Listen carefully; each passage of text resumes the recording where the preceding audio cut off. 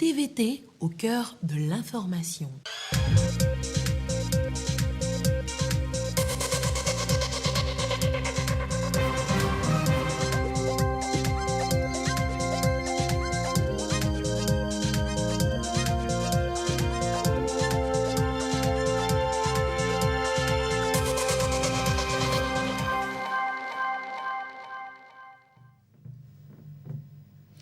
Bonsoir à toutes et à tous. Merci d'être avec nous pour ce journal. Dans l'actualité, il y a d'abord le lundi de Pâques, la résurrection de Jésus-Christ, son passage de la vie à la mort, de la mort à la vie. Des messages, des messes ont été dites pour la circonstance au Togo. L'enregistrement des ménages vulnérables au Togo, le processus a pris fin ce jour. Les ménages retenus pourront bénéficier du transfert monétaire et nous allons en parler dans ce journal avec la directrice générale de l'ANADEB. Et puis la mise au point de l'OTR, l'Office togolais des recettes, à propos d'une vidéo qui incrimine la douane de Sanvikondi. Les chefs d'accusation concernent le dédouanement d'un motoculteur et accessoires. Une affaire de contrebande. L'OTR apporte des précisions. Voilà pour les titres. Bienvenue sur la télévision togolaise. Lundi de Pâques, les chrétiens célèbrent le lendemain de la résurrection de Jésus-Christ, son passage de la mort à la vie. Des messes ont été dites pour l'occasion. Deuxième jour de l'octave de Pâques à la paroisse Saint-Ignace de Loloya, d'Agoué Logopé à Lomé. Un reportage de Norbert Agbidanou présenté par Gerson Dovo. Jour 2 de l'octave de Pâques, ils sont tout aussi nombreux à cette célébration. La joie de la résurrection du Christ se perpétue chez les fidèles, moment de réjouissance dans la foi.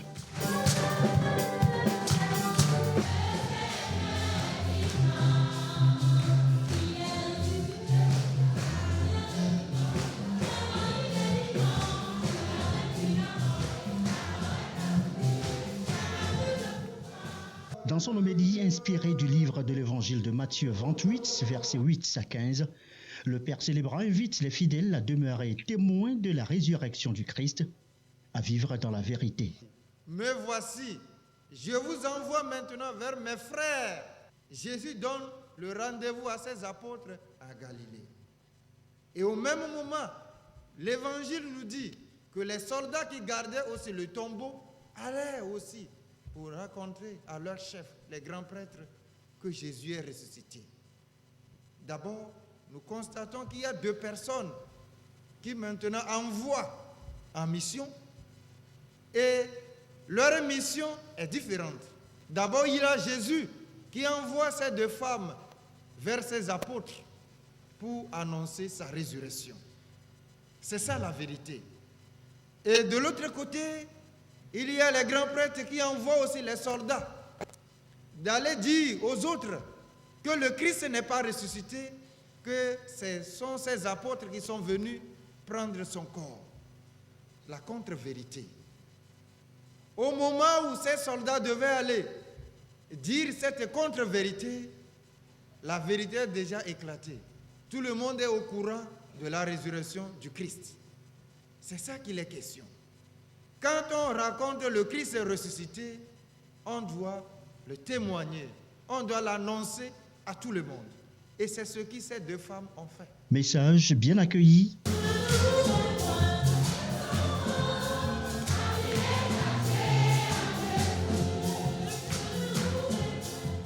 Tout heureux, certains fidèles confessent leur foi.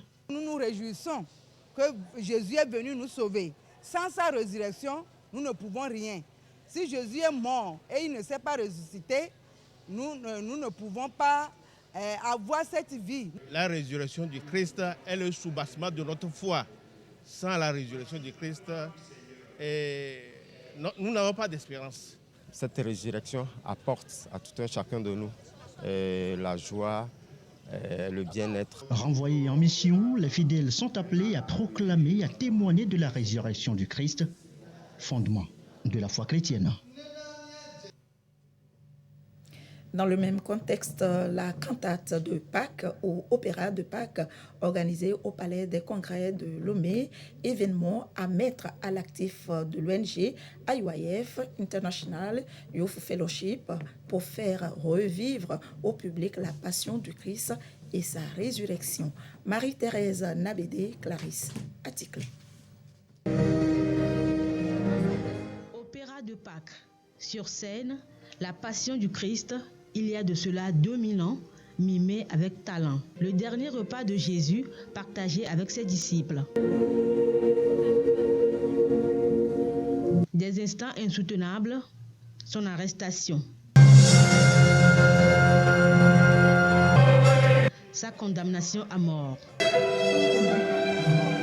Son dernier soupir sur la croix. Puis, le Christ fut mis au tombeau. Il ressuscite d'entre les morts le 3e jour.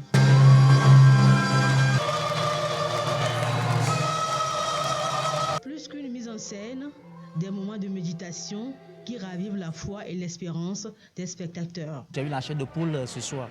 Donc c'est comme si j'étais là-bas, j'ai vu Jésus-Christ qui a été frappé pour mes péchés. Vraiment, je dis vraiment que c'est magnifique. Et cette scène est hors du commun. Ce que j'ai vu ce soir m'a amené à comprendre comment les tournages se font et que nous suivons à la télé, sur l'écran. Vraiment que le Saint-Esprit nous aide à pouvoir avoir la foi, la ferme assurance en l'Éternel notre Dieu, qui a promis de demander, il nous donnera, de prier, il nous exaucera, de frapper, il nous ouvrira. Un public conquis et raffermi dans la foi, en la vie éternelle. Les acteurs et leurs metteurs en scène n'en demandent pas mieux. Je voulais partager à travers cette scène avec mes frères togolais et que la résurrection de Christ nous a justifiés et que moi je ne suis plus pécheur, je suis juste. Si je suis, en tant que chrétien, je me dis encore pécheur, je ne pourrais pas jouer ce rôle de Jésus. Nous sommes 90 acteurs et il y a aussi des figurants dedans. Je suis très content parce qu'à travers ça aussi, je peux voir l'importance de Jésus-Christ dans ma vie. L'opéra de Pâques, c'est un moyen pour l'ONG internationale Youth Fellowship, IYF, de rappeler à la famille chrétienne la promesse du Père d'une vie après la mort à travers le sacrifice du Fils. La croix de Jésus est un endroit où il a manifesté son amour. C'est-à-dire, s'il n'était pas ressuscité, il sera toujours sous l'autorité de la mort.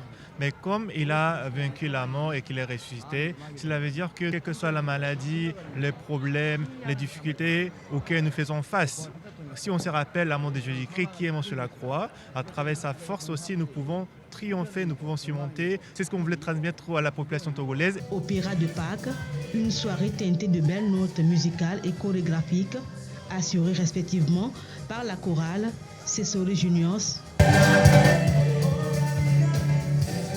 et les Red Shore Stars.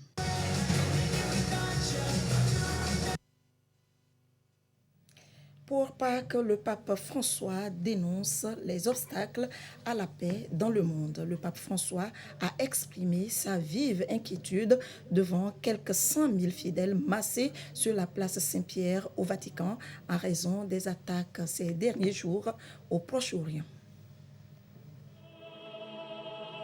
Dans son traditionnel sermon de Pâques, le pape François a exhorté dimanche la communauté internationale à mettre fin à la guerre en Ukraine et à tous les conflits qui ensanglantent le monde. Devant des milliers de fidèles, le chef religieux a également fait l'éloge des nations qui accueillent les réfugiés, appelant à une plus grande solidarité entre les peuples. Consolider les processus de paix et de réconciliation entrepris en Éthiopie et au Soudan du Sud et accorder la fin des violences en République démocratique du Congo. Soutient, Seigneur, les communautés chrétiennes qui célèbrent aujourd'hui Pâques dans des circonstances particulières, comme au Nicaragua et en Érythrée. Et souviens-toi de tous ceux qui sont empêchés de professer librement et publiquement leur foi. Le pape François, dont la santé apparaît de plus en plus fragile, a présidé la messe de Pâques sous un grand soleil avant de s'offrir un bain de foule dans les allées de la place Saint-Pierre, commémorant ainsi la croyance chrétienne selon laquelle Jésus-Christ est ressuscité des morts. Allez, toute autre chose, le transfert monétaire, l'enregistrement des ménages vulnérables a pris fin ce jour. Plusieurs étapes sont à suivre pour en bénéficier. L'ANADEB et partenaires étaient sur le terrain pour faire le suivi des opérations. Sandra Diabé. À Goutek-Popomé, un quartier ciblé et reconnu pauvre d'après les enquêtes de l'Institut national de la statistique et des études économiques et démographiques. Nous sommes sur un site d'enregistrement des ménages vulnérables. Ici, ils s'enrôlent pour bénéficier des transferts monétaires. Vous allez bien me situer votre maison.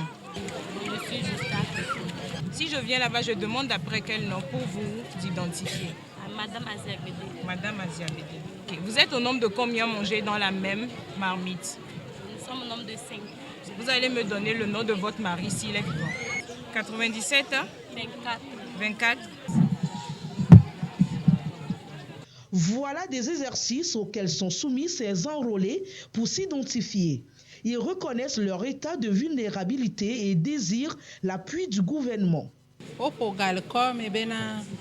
Nene gade vin be abe wa kpa mo kon tetem le wan si wa o chon la bénéficier que o chon wa so onde Georgina mi be ne gouvernement tem donc pour mi Georgina mi be baté non nene.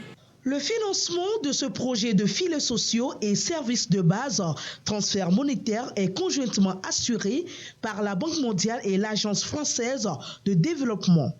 Ces partenaires financiers ont sillonné quelques quartiers où s'effectuent ces enrôlements urbains. Après Fidokui, Atiegou, Adamavo et Nyekonakwe, ils donnent leur première impression. On est ravis de voir que c'est un réel succès avec beaucoup de monde qui viennent, et notamment beaucoup de femmes qui viennent s'enregistrer volontairement dans les points d'enregistrement. Donc voilà, on espère qu'on va réussir à cibler toutes les personnes vulnérables du Grand Lomé via ce processus-là. Ce projet vise à accroître le revenu et la consommation des ménages. Les premiers bénéficiaires, les ménages ruraux. À cette phase additionnelle sont pris en compte plus de 25 000 ménages urbains dans 45 quartiers ciblés. La spécificité pour le projet FAFSB, c'est que nous avons le milieu urbain. Pour le milieu urbain, il a été retenu 26 250 bénéficiaires. C'est une phase expérimentale et comme on n'a jamais travaillé en milieu urbain, il faut être prudent pour ne pas embrasser trop et même rater en termes d'approche. Après l'enrôlement volontaire donnant droit à cette fiche, s'en suivront plusieurs d'autres étapes pour être retenus définitivement sur la plateforme de paiement Novici. On a échangé avec les partenaires et on s'est accordé sur plusieurs étapes. L'enregistrement volontaire, il y aura l'étape de collecte des données. Ceux qui se sont fait enregistrer, on passera dans leurs maisons respectives pour les enquêter. Et ces deux activités sont portées par l'INSED, du plus pauvre au moins pauvre. Et puis on viendra faire valider la liste. L'enregistrement se poursuit jusqu'au 10 avril dans les quartiers ciblés. Allons plus en détail sur ce sujet, le transfert monétaire, projet initié par le gouvernement pour venir en aide aux ménages vulnérables. Et c'est avec la directrice générale de l'ANADEB, Madame Mazalo Katanga. Bonsoir et merci d'être avec nous sur ce plateau. Bonsoir Madame et joyeux Pâques à tous les Togolais et à toutes les Togolaises. Le projet filets sociaux et services de base, peut-on avoir un aperçu des résultats de ce projet de 2017 à 2021? Merci beaucoup. Le projet de filets sociaux et services de base, communément appelé FSB, avait été initié pour accompagner les communautés, certaines communautés de notre pays à améliorer leur cadre de vie à travers la mise en place des infrastructures. Au total, nous avons pu réaliser 200 infrastructures dans 200 communautés de notre pays, c'est-à-dire réparties sur les 5 régions. Nous avons accompagné au moins 337 écoles à fournir plus de 41 millions de repas aux écoliers au total, nous avons pu accompagner 94 000 écoliers répartis sur les 337 écoles. Et nous avons pu offrir des transferts monétaires à 61 317 ménages. C'était 61 000, mais on a pu atteindre le chiffre de 61 317 ménages en milieu rural. C'était uniquement le milieu rural qui avait bénéficié de cette phase initiale du projet FSB. Voilà quelques résultats que nous avons pu avoir avec le FSB. Sommairement. Merci. Ce projet bénéficie aujourd'hui d'un financement additionnel. Qu'est-ce qui justifie cela? Le financement additionnel se justifie par les conséquences de la Covid.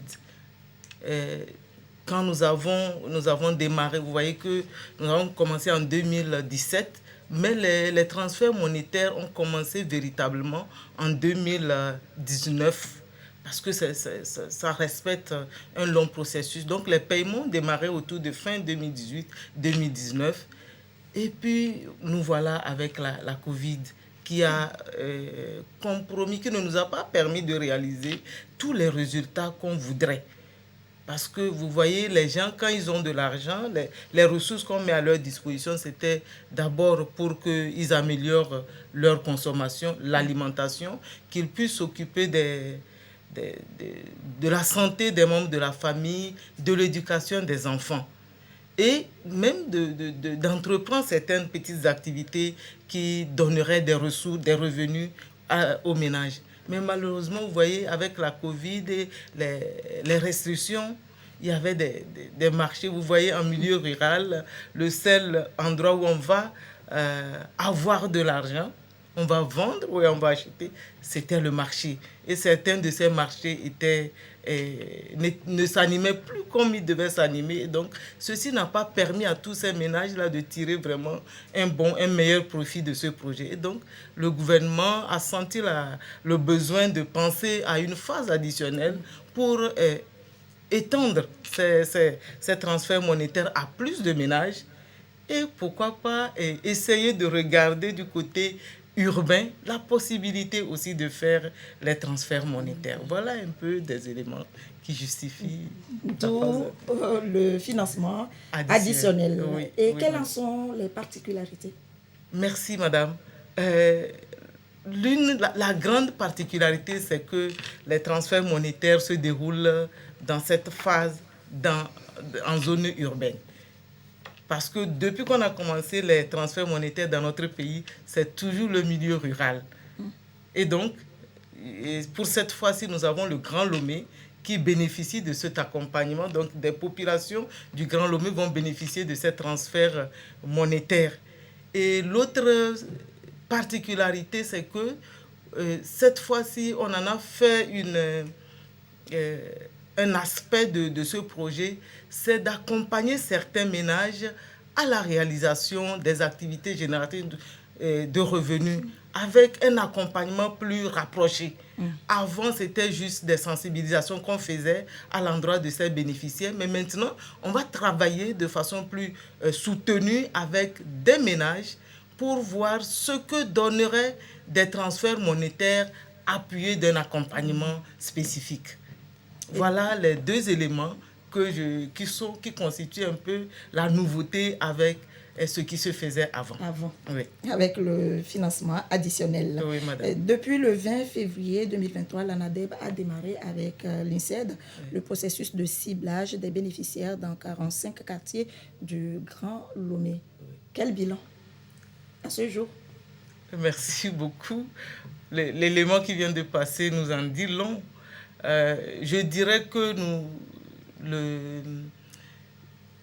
il y a eu beaucoup d'engouement. Il y a eu beaucoup d'engouement des populations autour de cet exercice. Beaucoup de personnes, beaucoup de femmes, comme vous avez bien pu le remarquer, beaucoup de femmes se sont mobilisées pour se faire enregistrer.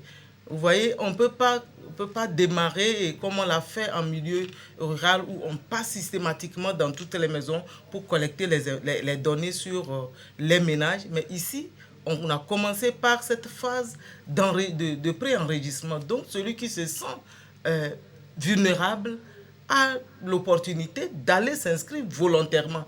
On ne l'oblige pas. Donc, c'est à partir de l'enregistrement que tout le reste se fera. Et donc, nous avons constaté vraiment une belle adhésion des populations, une belle adhésion des acteurs. Nous avons les mairies qui ont joué vraiment un grand rôle dans cette mobilisation. La chefferie traditionnelle qui a fait un grand boulot et où, dans tous les quartiers, les chefs traditionnels ont offert leurs cours pour que les gens puissent venir se faire enregistrer. Nous avons les préfets, les deux préfets dans le Grand Lomé qui ont été avec nous. Le ministère de l'Action sociale qui a travaillé avec nous, qui travaille toujours avec nous pour ce qui concerne les transferts monétaires, pour ne citer que ces acteurs. Nous avons les membres des comités de développement à la base, les présidents, les membres des CDQ du Grand Lomé, des quartiers concernés, qui se sont vraiment prêtés à l'exercice. Une forte mobilisation. Autour de la chose. Autour de la chose. Et donc, les collègues qui faisaient ce travail-là quittaient très tardivement certains points parce qu'il y avait toujours nos frères et soeurs qui étaient là pour se faire enregistrer. Oui. Prochaines étapes et attentes des communautés. Prochaines étapes, demain, nous allons commencer parce que nous avons 45 quartiers dans le Grand Lomé qui sont bénéficiaires. Et nous avons commencé avec 10 premiers quartiers. Pour ces 10 premiers quartiers, nous sommes arrivés à la fin de la collecte des données. L'INSED a sorti les listes des bénéficiaires. Donc, nous avons commencé déjà par afficher ces listes-là dans les quartiers pour que ceux qui se sont fait enregistrer aillent regarder, voir s'ils sont retenus, oui ou non. Et donc, demain, on commence l'étape de validation communautaire avec, dans le quartier de Devego, dans Golfe 6. Oui, dans Golfe 6, dans la commune de Golfe 6, Baguida. Donc, demain, nous serons là-bas pour démarrer la validation communautaire et la validation va se poursuivre jusqu'à la fin de cette semaine pour que l'enrôlement démarre la semaine qui suit et dès que l'enrôlement est fait, les paiements démarrent. Donc, on se donne pour délai le 20 avril pour commencer les premiers paiements dans le Grand Lomé. Et maintenant, les 35 autres quartiers, le processus aussi va être enclenché pour collecter les données, procéder à la validation communautaire, passer à l'enrôlement. L'enrôlement, c'est quoi? C'est juste qu'on va inscrire les gens sur la plateforme Novici. Voilà. Parce que c'est un grand acteur de cette étape additionnelle du projet.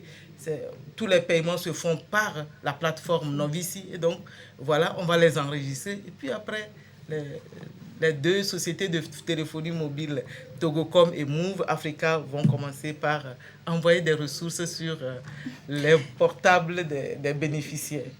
Oui, à vous entendre parler, vos explications, ça veut dire que toutes les personnes enregistrées n'auront pas la chance de bénéficier. Oui, parce que toutes ces personnes-là qui sont allées s'inscrire, rien ne prouve qu'elles sont aussi pauvres qu'elles le pensent.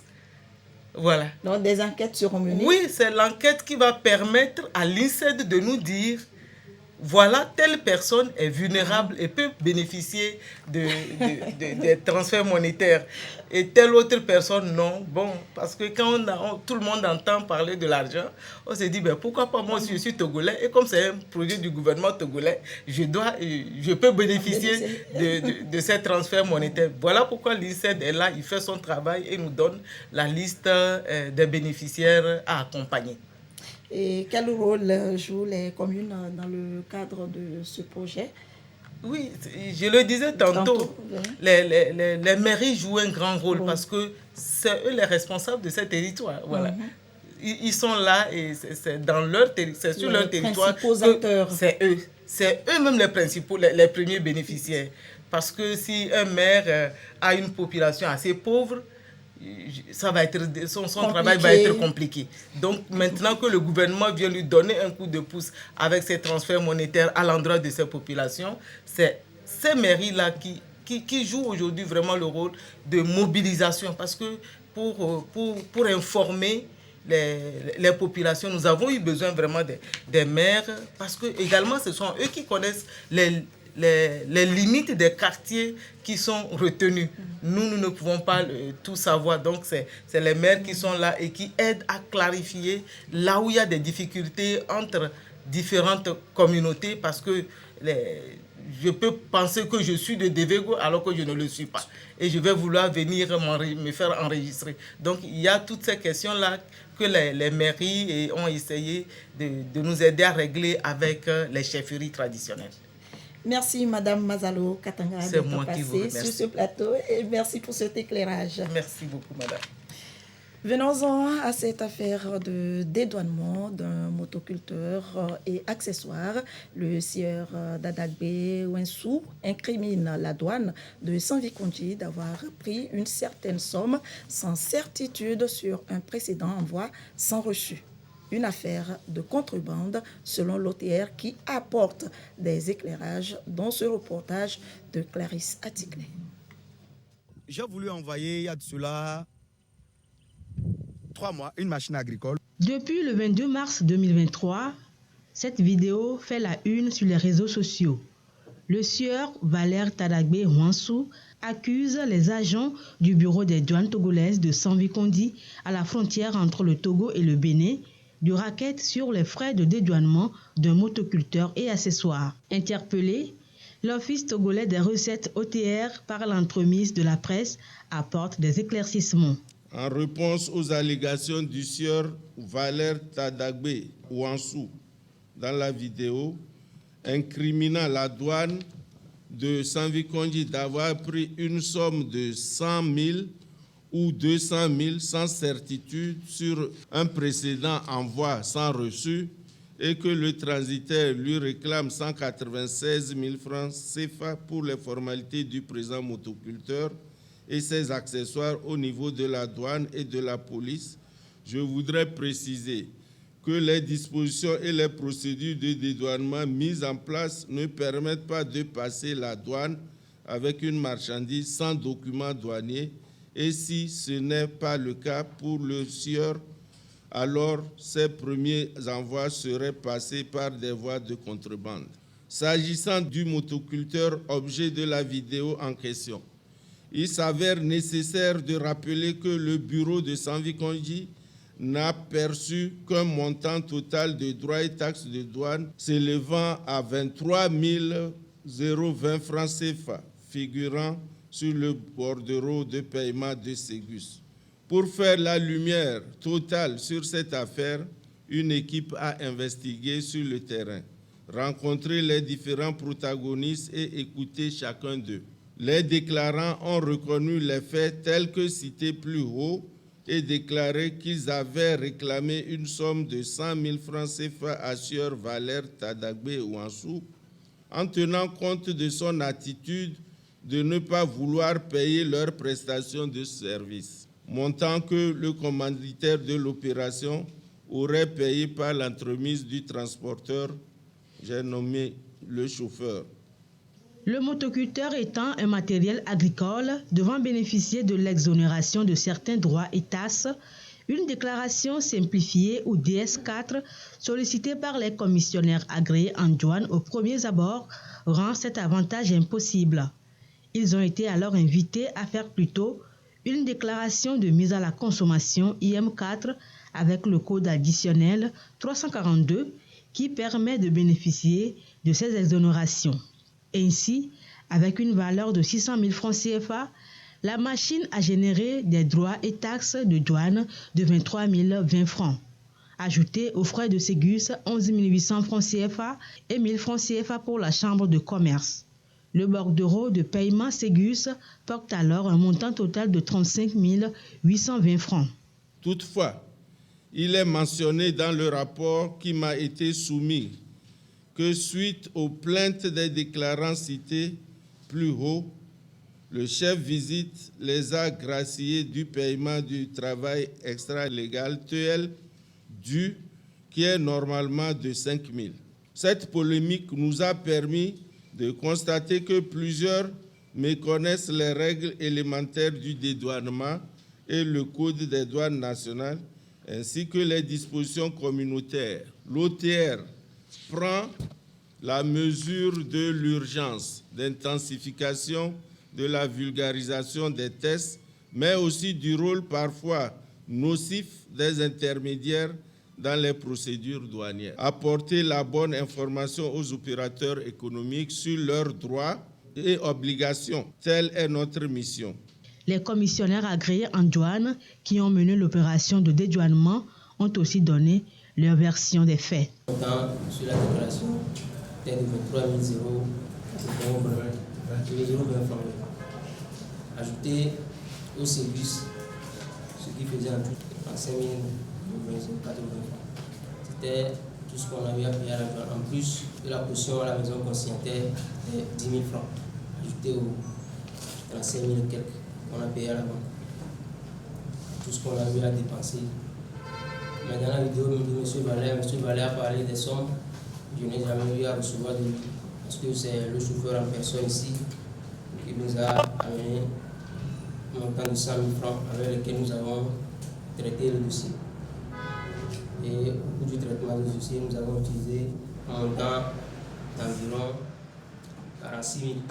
Parce qu'il y a une photocopie qu'il faut faire.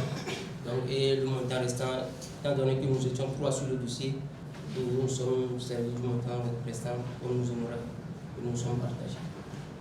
Il m'a donné 120 000 francs. Et dans les 120 000 francs, j'ai donné 100 000 au transitaire. Ça reste 20 000 francs avec moi. Et les 20 000 francs, j'ai donné 5 000 francs au niveau du rail. Ça reste 15 000. Les 15 000 sont en demain. Je suis allé déposer ça dans son boutique. L'OTR réaffirme ici son engagement à respecter scrupuleusement les textes légaux et réglementaires des procédures douanières. Il invite cependant la population à dénoncer tout cas de soupçon d'abus au numéro vert 82 80 ou 90 99 41 01 du service de la communication joignable par WhatsApp et disponible 7 jours sur 7, 24 heures sur 24. La lutte contre le terrorisme et cette campagne de sensibilisation sur la non-violence dans le canton de Baie à Lomé, une initiative de l'artiste de la chanson Bibi Reine. Objectif, inculquer aux jeunes les vertus de la paix, la tolérance pour un climat apaisé dans le pays. Norbert Agbedanou, commentaire sur image, Karine Olanlo. Des jeunes, pour la plupart originaires des ghettos, ont participé à cette rencontre. Ils ont été entretenus sur la non-violence, le vivre ensemble, le terrorisme et l'extrémisme violent. Le message a interpellé tous les participants et certains ont exprimé leur adhésion. Elle nous a amené de nourriture, de boissons. Elle avait fait venir des artistes de loin. On avait chanté, on avait dansé ensemble. Ils sont très contents de cette journée de Pâques-là, de Bibi Reine. Si on a des racontes comme ça serait bon. Les filles, les niais, totrome, baklo pekplenchi. Donc, nous que minya la asimedo, alors les musiques mais là de sorto, et du adinamto, benade. La rencontre a été marquée par des prestations musicales qui ont créé une ambiance conviviale.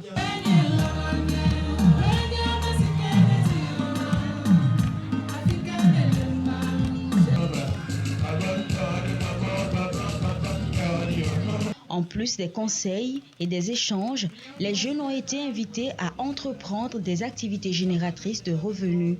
Une manière de les amener à développer les talents cachés en eux. C'est des gens qui ont besoin de l'amour, qui ont besoin qu'on vienne vers eux, qu'on partage la joie avec eux, les sensibiliser pour la non-violence, l'importance de l'entrepreneuriat, le vivre ensemble. Quand ils sont dans le ghetto, ils sont comme les gens qui sont délaissés. Comme c'est des jeunes qui se battent, ils sortent, ils font aussi leur petit job. Donc aujourd'hui, comme c'est la Pâque, ils seront libres, ils seront là et on peut rester ensemble et fêter ensemble. L'appui financier de la Lonato, de l'UTB et de la brasserie a permis la réalisation de ce projet. La tournée se poursuivra dans d'autres villes du Togo. Et c'est ainsi que se termine ce journal. Merci de votre attention. Restez toujours avec nous. Nos programmes se poursuivent. Dans un instant, le panorama des sports avec Claude Dama et ses invités. L'actualité revient à 22h30. Merci de votre fidélité. Très belle soirée à vous.